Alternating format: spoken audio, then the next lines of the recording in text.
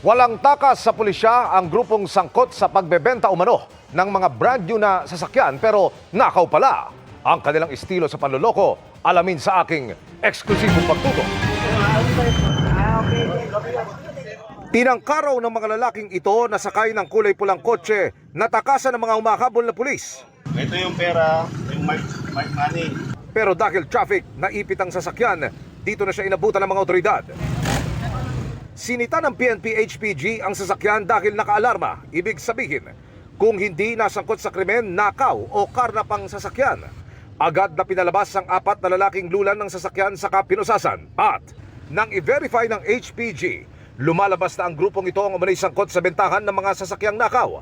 Ang modus, brand new na mga kotse ang kanilang kinukuha sa kasa. Nagpapa-approve sila ng financing at sa oras na maaprobahan, itatakbo ang kotse saka ibebenta. Pinalitan ang lahat po ng mga dokumento at narilisan po ito ng original na ORCR. Pati raw mga sasakyang hulugan na hindi na kayang bayaran ng may-ari kinukuha ng grupo pero sa halip na ituloy ang hulog, tatangayin na nila ang kotse.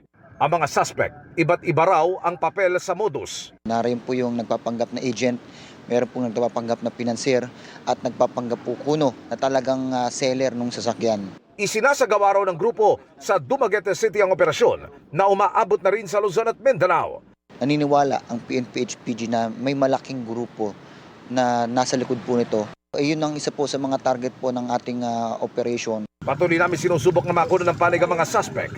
Ngayong Christmas season, tumaas daw ang antas ng karnaping na ganito ang modus. Kaya patuloy na nagbababala ang PNP. Ang paalala po talaga lagi ng PNP Highway Patrol Group sa ating po mga kabayan na kapag tayo po ay bibili ng segunda manong sasakyan, unang-una, they can call, they can check to our Land Transportation Office or even the Highway Patrol Group offices.